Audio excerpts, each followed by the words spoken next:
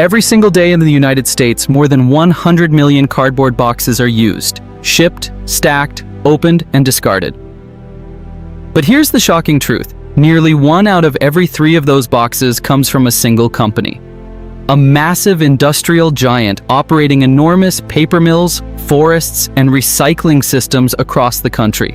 So how does one company produce such an overwhelming share of America's packaging? And what does it take to turn raw wood and recycled paper into billions of boxes every year? Today, we're stepping inside one of the largest paper empires on Earth to see how it makes nearly 1/3 of all cardboard boxes in America. Before we dive in, don't forget to like, subscribe, and turn on the notification bell so you never miss our deep dive documentaries into the industries that power our modern world.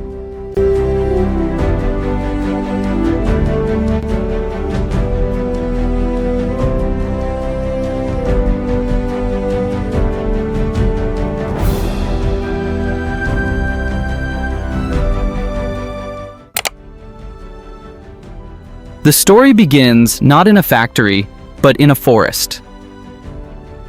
Across the southern United States, millions of acres of managed timberland stretch for miles. These forests are not random wilderness. They are carefully cultivated, monitored, and harvested as part of a long-term cycle. Trees are planted, grown, and harvested over 20 to 30 years, ensuring a continuous supply of raw material. Every year, millions of trees are cut, but just as many are replanted. This is industrial forestry at scale. Once harvested, logs are transported to massive paper mills. A single mill can process thousands of tons of wood every day, operating 24 hours a day, 7 days a week. As the trucks arrive, logs are unloaded and fed into the first stage, debarking. Large rotating drums strip away the bark, exposing clean wood beneath. The bark itself is not wasted. It is often burned as biomass fuel to power the mill. Next comes chipping. The logs are cut into small wood chips, uniform in size, which are easier to process. These chips are then moved into the pulping system. This is where wood becomes paper. Inside enormous digesters, wood chips are cooked under high pressure with chemicals that break down lignin, the substance that holds fibers together. What remains is pulp, a slurry of cellulose fibers suspended in water. A single mill can produce thousands of tons of pulp per day. But wood is only part of the equation. Recycling plays a massive role.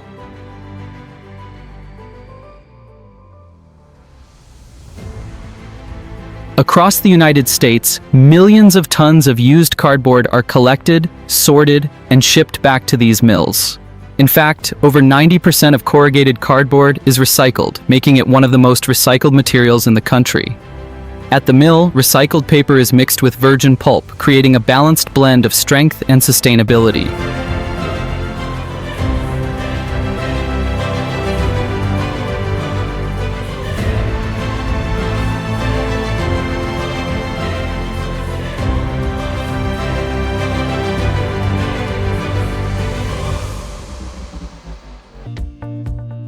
This mixture is then cleaned, screened, and refined before entering the paper machine. And this is where the scale becomes truly astonishing. Paper machines in these facilities can be over 100 meters long, stretching across entire buildings. They run continuously, producing rolls of paper at speeds of up to 100 kilometers per hour. The pulp is spread onto a moving screen where water is removed. It then passes through a series of rollers and heated dryers, transforming it into solid sheets of paper. But this is not ordinary paper. This is linerboard and medium, the two key components of corrugated cardboard. Linerboard forms the flat outer layers. Medium is the fluted inner layer that gives cardboard its strength. Once produced, these materials are rolled into massive reels, some weighing several tons each. From here, the process moves to box plants. These facilities take the paper rolls and convert them into finished boxes. The first step is corrugation. Inside corrugating machines, the medium is heated and formed into a wavy pattern, the flutes. These flutes are then glued between two layers of linerboard, creating corrugated board. This structure is what gives cardboard its strength and cushioning ability. Corrugators can produce hundreds of meters of board per minute, feeding directly into cutting and shaping systems. Next comes converting. The corrugated sheets are cut, folded, and printed according to customer specifications. High-speed machines can produce thousands of boxes per hour, each precisely shaped and labeled. Boxes are then stacked, bundled, and prepared for shipping. From here, they move into the distribution network. Every day, trucks carry these boxes to warehouses, retailers, manufacturers, and e-commerce companies. And this is where the scale of demand becomes clear. With the rise of online shopping, the need for cardboard packaging has exploded. Every product shipped requires a box, and often multiple layers of packaging. This single company produces billions of boxes annually, supplying industries across the country. But what makes this system truly remarkable is its circular nature. Used boxes are collected, recycled, and turned back into new boxes, often within weeks. A cardboard box can be recycled 5 to 7 times, extending its life and reducing the need for new raw materials. This creates a continuous loop. Trees become paper, paper becomes boxes, boxes are used, recycled, and reborn, and the cycle continues. Technology plays a key role in maintaining efficiency. Modern mills use sensors and automation to monitor every stage of production. AI systems optimize fiber usage, reduce waste, and improve quality.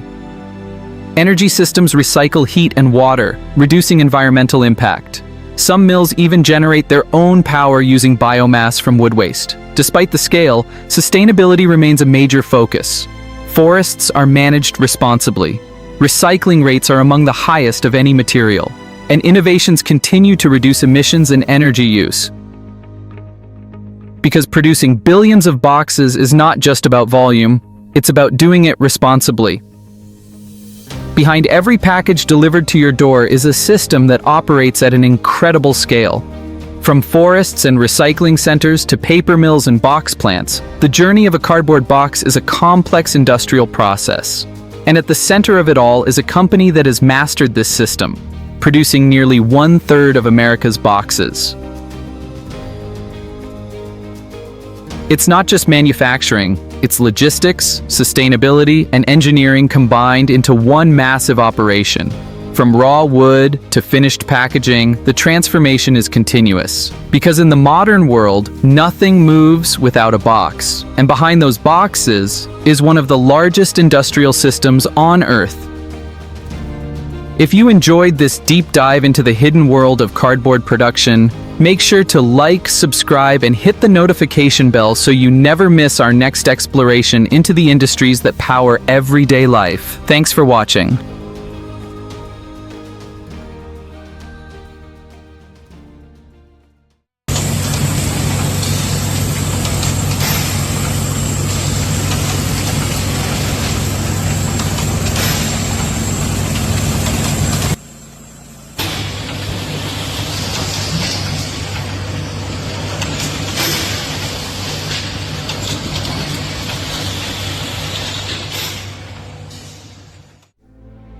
With more than 2 million plastic bottles used every single minute worldwide, and over 60 billion discarded each year in the United States alone, plastic bottles have quietly become one of the most dominant materials on Earth. But here's the part most people never see. In America, millions of these bottles don't end up buried forever. Instead, they are reborn inside massive recycling facilities, where mountains of waste are transformed back into valuable raw materials. Today, we're stepping inside the supergiant plastic recycling plants, where crushed bottles, sticky labels, and dirty containers are sorted, shredded, washed, melted, and reborn into brand new packaging, clothing fibers, and industrial products, in a mind-blowing process that turns pollution into possibility. Before we dive in, Don't forget to like, subscribe, and turn on the notification bell so you never miss our deep dive documentaries into the industries that quietly power our modern world.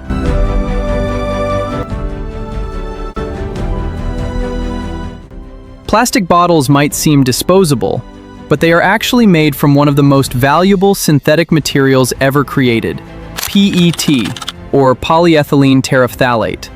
Lightweight, strong, transparent, and nearly indestructible, PET revolutionized packaging in the late 20th century.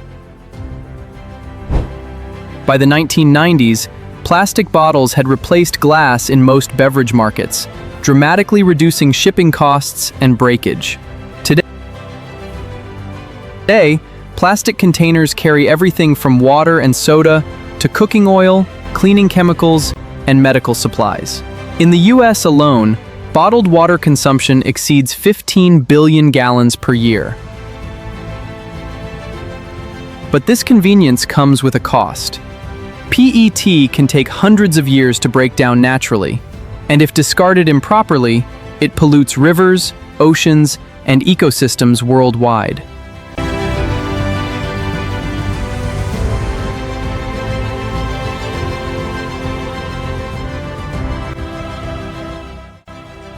Recycling offers a way to break that cycle. The journey begins far from the recycling plant, in homes, offices, restaurants, and public spaces across the country. After use, bottles are tossed into recycling bins, deposit machines, or collection bags. In states with bottle return laws, consumers receive small refunds for returning containers, dramatically increasing recovery rates. Waste management trucks collect these materials and deliver them to materials recovery facilities, or MRFs. Here, mixed recyclables arrive in enormous loads, a chaotic blend of paper, aluminum cans, cardboard, glass, and plastics. Conveyor belts carry the waste through a gauntlet of separation systems. Rotating screens remove cardboard, air jets blow lightweight plastics into separate streams, magnets pull out steel, and eddy current separators eject aluminum. Optical scanners using infrared technology identify plastic types by their molecular signatures, sorting PET bottles from HDPE containers and other materials in milliseconds. By the end of this stage, clear PET bottles are isolated and compressed into massive bales weighing up to half a ton each. These bales are loaded onto flatbed trucks and transported to specialized plastic recycling plants, industrial complexes designed specifically for bottle-to-bottle processing. Upon arrival, forklifts unload towering stacks of compressed plastic cubes. The first step is inspection. Workers sample each bale to ensure it contains mostly PET and minimal contamination. Bales containing too many colored bottles, PVC plastics, or non-recyclable materials may be rejected or downgraded. Approved bales move on to automated feeding systems that break them apart and send bottles onto conveyor lines for detailed sorting.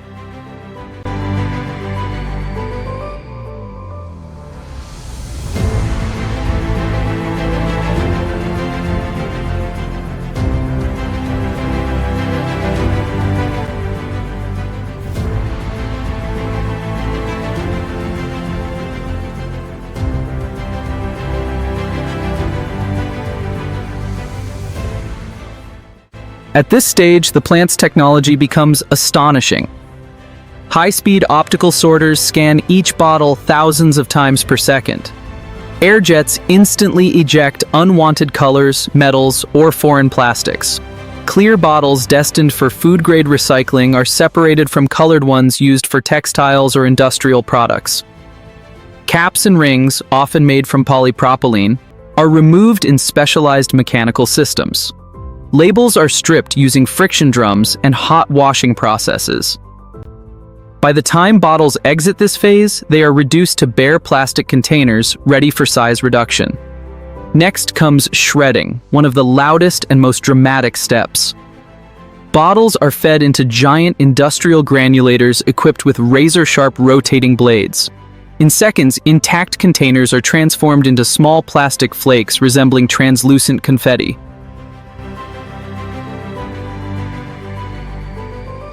Water sprays cool the cutting chamber and prevent melting. These flakes still contain residues, sugars, adhesives, dirt, oils, and microscopic contaminants, so they undergo an intensive cleaning process. Multiple washing tanks use hot water, detergents, and agitation paddles to scrub every surface. Sink float separation exploits density differences. PET sinks, while lighter plastics float, allowing precise removal of unwanted materials. After washing, the flakes are dried in centrifuges spinning at thousands of revolutions per minute. What emerges is a stream of clean, food-grade plastic fragments. But the transformation is far from over. To become usable raw material again, the plastic must be melted and reformed. The flakes enter extrusion lines where they are heated to over 260 degrees Celsius. Inside long screw extruders, the plastic softens into a viscous molten stream. Filters remove any remaining contaminants, including microscopic metal particles or degraded polymer. The purified melt is pushed through tiny holes to form spaghetti-like strands that are cooled in water baths and chopped into uniform pellets known as resin. These pellets are the true rebirth of the bottle. Chemically and physically similar to virgin plastic, recycled PET pellets can be shipped to manufacturers worldwide. Some will be molded into new beverage containers, a closed loop known as bottle-to-bottle recycling. Others become polyester fibers used in clothing, carpets, automotive upholstery, and insulation. A single fleece jacket can contain material from dozens of recycled bottles. Large industrial customers purchase pellets by the ton, feeding them into injection molding machines, blow molding systems, or fiber spinning equipment.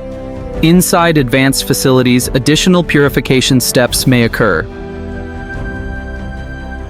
Solid-state polymerization reactors rebuild molecular chains damaged during previous use, restoring strength and clarity. This process enables recycled plastic to meet strict food safety standards set by regulatory agencies. The result is packaging that looks indistinguishable from brand new plastic but carries a dramatically smaller environmental footprint. This hidden infrastructure operates largely out of public view, yet it supports modern sustainability efforts on a massive scale. Without it, billions of plastic containers would accumulate in landfills or natural environments every year. Instead, these facilities quietly intercept the waste stream and transform it into valuable resources, demonstrating how engineering and organization can reshape the impact of everyday consumption. If you enjoyed this journey inside the supergiant plastic recycling plant, make sure to hit that like button, subscribe, and turn on the notification bell so you never miss our next exploration into the incredible factories and industries that keep our world running. Your support helps us continue uncovering the hidden processes behind the products we use every day. Thanks for watching. And remember, sometimes the most powerful transformations happen not when something is created, but when it is given a second life.